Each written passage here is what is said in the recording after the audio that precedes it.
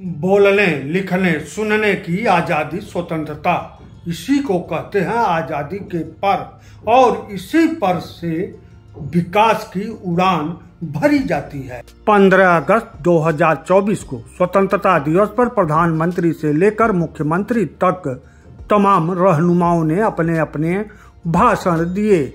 स्वतंत्रता दिवस पर जनता के आजादी के कर पर काटने के जो कार्य चलायमान होने हैं, चालू हैं, उस पर कहीं से कोई आवाज नहीं आई कि स्वतंत्रता के पर नहीं काटे जाएंगे।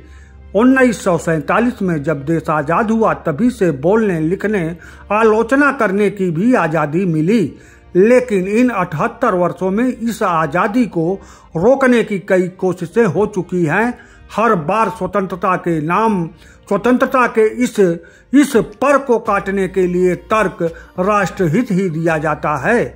एक बार पुनः 2024 में यह चर्चा है कि बोलने, लिखने, सुनने की आजादी राष्ट्रहित के नाम पर कुचली जाएगी और स्वतंत्रता दिवस पर भाषणों का चाहे जितनी बार पोस्टमार्टम कीजिए, किसी रहनुमा ने नहीं आश्वासन दिया कि आजादी के पर नहीं काटे जाएंगे।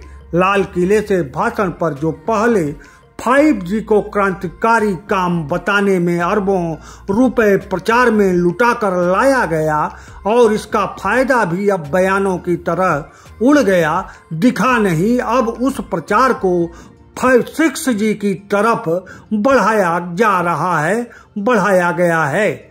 अपने कामों पर खुद अपनी पीठ थपथपाने के अलावा हमेशा की तरह इस बार भी लाल किले से आजादी के लिए कुछ नहीं बोला गया, बताया गया, ना ही सुझाया गया।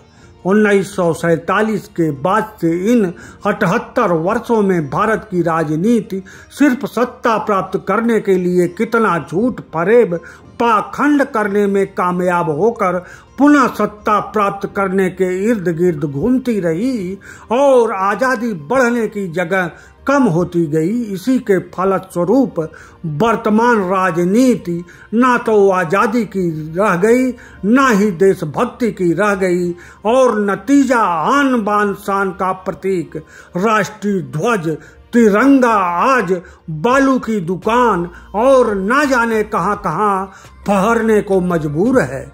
78 वर्षों के सफर में आजादी के मतलब को बदलने में राजनेता भारत की स्वतंत्रता दिवस का आकार प्रकार भी बदल चुके हैं।